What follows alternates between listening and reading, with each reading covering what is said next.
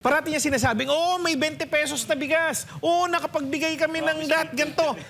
Ilan po ang populasyon ng Pilipinas? 117 million at least. Ilan yung nabigyan mo ng 20 bigas? Baka mamaya meron ka lang dyan, naglabas ka ng isang truck ng bigas na tig 20 pesos per kilo. Nilabas mo para lang masabi mo na, uy, nagbenta kami ng tig 20 pesos na bigas. Isang lugar lang, no? Oh, tapos naglabas ka, sabi nila, 800 na kadiwa.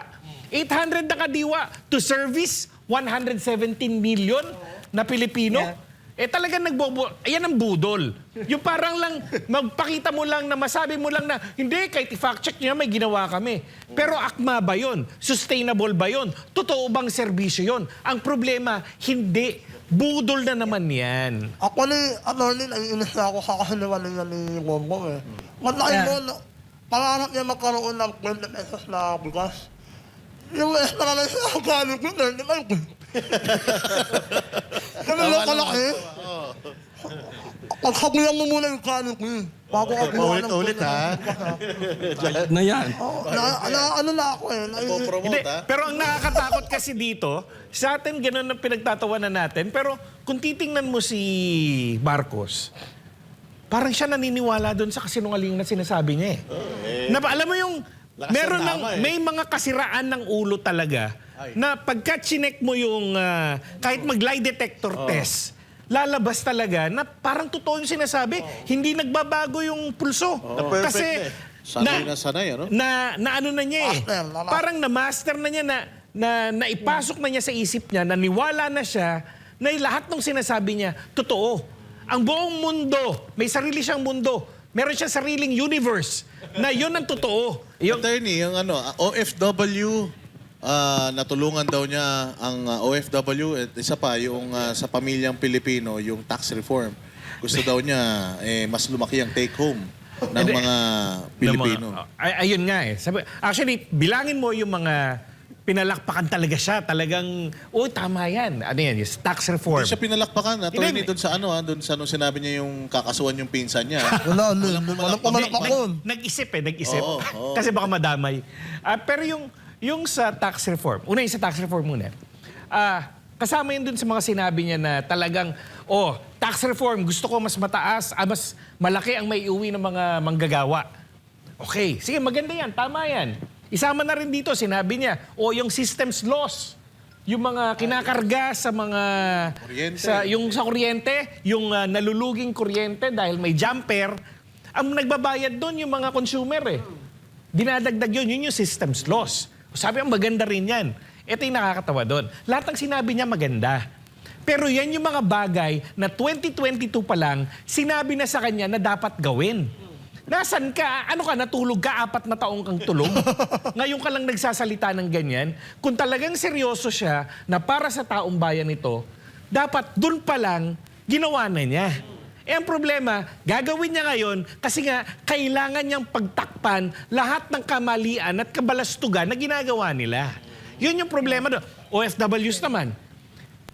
Tama yun. Kung mahal ka ng OFWs at napadali mo ang buhay nila, mamahalin ka nila eh. Mga yan pa. Ang lakas ng utang ng loob, yung sense of, yung paghahanap nila ng magkakalinga sa kanila. Meron eh, malakas yan eh. Pero ang problema, ano na ba ginagawa sa mga OFWs? Parang, ito nga naalala ko, parang bumalik tayo nung panahon ni Pinoy. Kasi dati, naging kliyente ko, ako yung abogado sa Tanimbala eh, OFW. Yun na, yung kay Nanay Glon nun. Ang isang kinagalit talaga namin doon, at dahilan din kung bakit napamahal sa akin si PRRD, nung panahon tinutulungan ko siya, ang tawag sa amin, kontra gobyerno raw kami, paninira lang daw yon. Ang sinasabi lang naman namin, OFW yan. Nagtatrabaho yan. Tapos mabibiktima sa sarili nating bayan. Yung isang opisyal pa noon na sinabi, hindi naman OFW concern yan. Dito nangyari sa Pilipinas yan eh. Hindi naman nangyari abroad. Papunta siya sa kanyang trabaho. Connecting flight yun. Paano hindi OFW concern yan? Parang bumalik tayo sa panahon na yon na ang gobyerno walang pakialam sa mga OFWs. At ang mga OFWs ngayon, ramdam nila na walang pakialam sa kanila. Mahalaga lang sila pagkakailangan ng pera. Baka attorney yung pagtatago, yung utos niya nung nakaraan. na magtago sa ilalim ng lamesa. Baka yun yung ibig niya sabihin na tulong sa mga OFW. Oo nga, parang ano yan eh, ayoko nang banggitin yung sinabi dati. Pagka kayo ay abusuhin ng mga amo nyo, enjoyin nyo na lang. Meron dating nagsabi nun eh, parang ganun yung pag-iisip ulit ng gobyerno eh. Hindi tulad dati nung kay PRRD, ramdam ng mga tao eh. Pagka ginibo kami, pagka inabuso mo ang Pilipino, alam mo, na-back up ka ng presidente mo. Tatay mo eh. At yung tatay mo, sabihin, maghirap ng bansa namin, titigil namin, pull out lahat ng Pilipino dyan. Tulad ng ginawa niya sa Kuwait. Oo. Simple. O hindi natauhan ng Kuwait doon. Yung system loss po pala, matagal na po dapat na tinanggal, 2022 pa. So hindi po siya nawala. Hindi nawala yung system loss, nawala yung kaba ng bayan. Ang nakakatawa doon, Master Judea, pinagmalaki niya kanina na parang matatanggal na. Ang sinasabi pala is, amyendahan natin yung IPIRA law. Ipinopropose pa lang pala. Kung makapagsalita, akala mo naman, natupad na. Pati nga yung VAT eh. Di ba? Batman. Si Batman nandun. Hindi, May Ant-Man na may Batman Hindi, pa. pero pagdating sa tax, tingnan nyo. Punta na lang tayo sa klarong halimbawa. Yung excise tax sa langis. Di ba? Ang excise tax, sabi niya, dahil tumataas ang presyo ng langis. Marami nagsabi, ganitong gawin mo. Tanggalin mo yung excise tax kasi hindi naman lugi ang gobyerno. Dahil malaki yung gas, malaki yung kita naman, tumaas ang presyo, tumaas din yung tax niyan. So, yung income tax, pwede mong yun na. Makukuha mo na yun doon. Yung excise tax ng diesel at saka gasolina, pwede mong tanggalin yan. Kaya nga minadali yung batas. Di ba? May ano pa yan, priority bill. Nung lumabas na yung batas, ano ginawa niya? Ang tinanggalan niya lang ng excise tax, kerosene at LPG. Tapos ang ano niya, hindi kasi, hindi naman, konti lang ang makikinabang dyan. Talaga lang kaya nga minadali yun para precisely for those two items. Binigyan pa siya ng special powers para May special powers pa. Ano ginawa? Wala. So yung systems loss tax na yan, ang pakiramdam ko dyan, magkakaroon ng batas, ilalagay ang discretion sa presidente, pero, sorry, Budol na naman. budol na naman yan. mga banateros, eto naman, napakayabang talaga nitong demonyong to, no? Sino? Eto, sinabi na naman niya. Yung daw disaster preparedness, from reactive, tumungo daw tayo sa predictive disaster response. Grabe. Ano masasabi niyo dyan, Banateros? Master Judea? Baka tinutukoy niya yung nakaraang administrasyon. Kasi noong nakaraang administrasyon, parating pa lang yung bagyo, nakahanda na yung MMRD, basta yung sa NDRRMO. NDRMMO. Oo. Yung mga navies natin, yung mga pantubig natin na sundalo, nakahanda na. Pati yung mga ayuda, nakahanda na.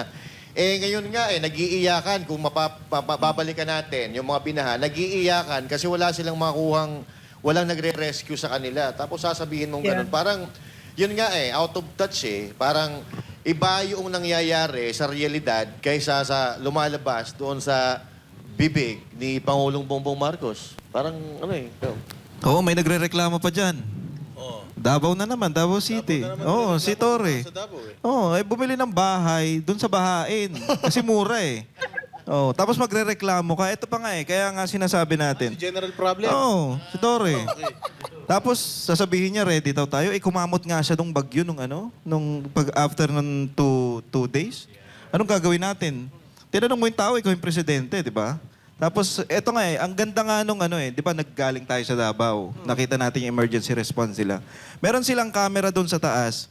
Okay, binabaha talaga ang Davao, pero sila advance. Ang nangyayari, meron silang camera doon na high-tech sa taas. Tapos, sabi nung mga tropa natin dyan sa Davao, sa 911, bago bumaba yun, 4 hours. So, nakamonitor sila doon. Pag tumaas yung tubig doon, ire-ready na nila yung mga kababayan na paalisin na. Maka-alarm na yun. Oo, papaalisin na nila. So, advance sila. Kinuha, inako na naman niya. Ayun, baka yun. Sa Davao City pala yun. Sa Davao pala yun. yun. So, Advance yung 911 dyan ready na. Ready na yung mga tao na ilikas bago pumunta yung baha doon sa mga bahaing lugar. So, maaga pa lang, alam na nila, babaha ngayon. So, kailangan i-ready nyo na yung mga Hindi kababayan. kaya sa sobrang demonyo ni General Torre, nung nakita nila babahain yung bahay ni Torre, pinabayaan nila. Baka, oo. Hayaan mo na yan. Hindi. Ako Hindi naman ni- siguro. Hindi naman siguro. Ako ni Maring Argel, naman kung binaha yung bahay nila, kanila lang yung binaha. Yung kamit bahay nila, Pero ito, pero Malapit ito nga eh. matindi. Mas malinis yung baha kaysa sa mukha niya. Oo. Oh, kita yung ano eh, yung semento. Kita yung semento, di ba? Ano pa eh, malinaw pa eh, no? Malinaw. Pero yung budhi niya, mas madilim pa ron. Coach Oli, isa yan sa speech ni Inday Sara sa London. Yung sabi niya, nagpunta daw sila sa Cebu.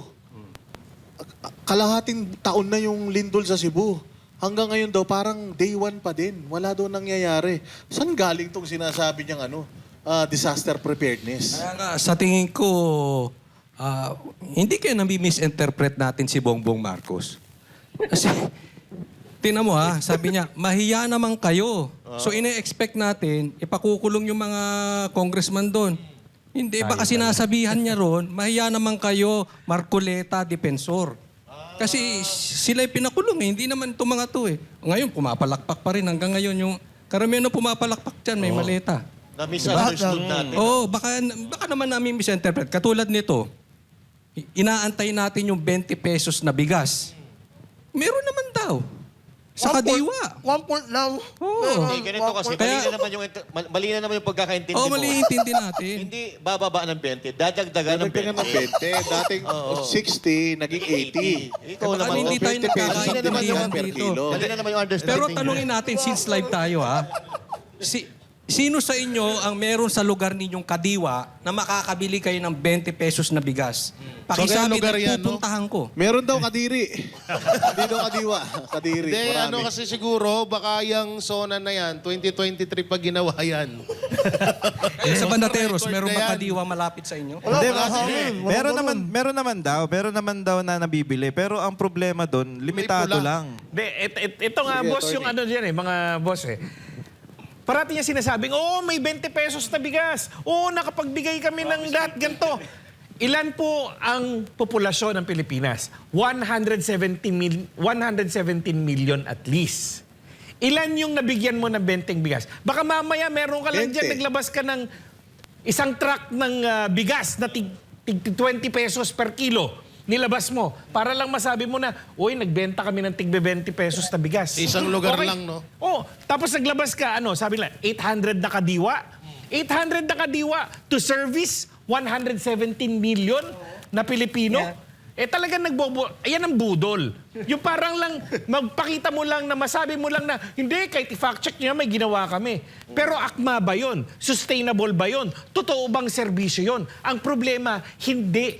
Budol na naman yan. Ako ni, naiinis na ako sa kahinawalingan ni Bongbong Matlain mo, pangarap niya magkaroon ng 20 pesos na bigas. Yung extra na siya, gano'n ko, 35 ko. Ganun lang kalaki. Pagkabuyan mo muna yung kanin ko bago ka buwan ng Paulit-ulit, ha? Na yan. Ano na ako naiinis. Hindi, Promote, ha? pero ang nakakatakot kasi dito, sa atin ganun ang pinagtatawanan natin, pero kung titingnan mo si Marcos, parang siya naniniwala doon sa kasinungaling na sinasabi niya alam mo yung, meron ng, may mga kasiraan ng ulo talaga, na pagka chinek mo yung, kahit mag-lie detector test, lalabas talaga na parang totoo yung sinasabi, hindi nagbabago yung pulso. Kasi, Sanay na sanay, ano? na ano na niya Master, parang na-master na niya na ipasok na niya sa isip niya, naniwala na siya na lahat ng sinasabi niya, totoo. Ang buong mundo, may sarili siyang mundo.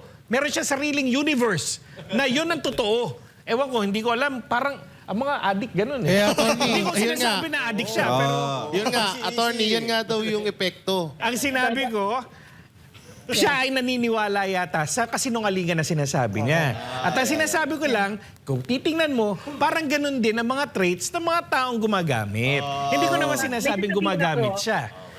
Pero isa lang point lang po sa LTO, sa batas ng LTO. Sa LTO, pagka ikaw may aksidenteng nangyari sa Anti-Drug and Drunk Act, Driving Act, o yung sa ADA, pagka ikaw na aksidente o nahuli ka sa isang aksidente sa kalsada, kailangan bigay mo yung lisensya mo at ipa-drug test ka. Pag mag-refuse ka mag-drug test, revoke ang license mo.